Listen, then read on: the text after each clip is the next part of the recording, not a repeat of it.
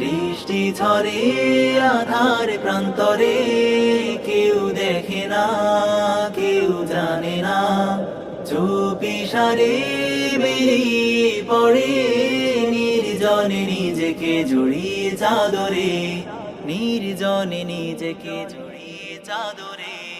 যখনই নিজেকে খুঁজে পেয়েছে চির সবুজ পাখির উদরে, আবারও তো সে ফিরে যেতে চায় পৃথিবীতে নতুন করে।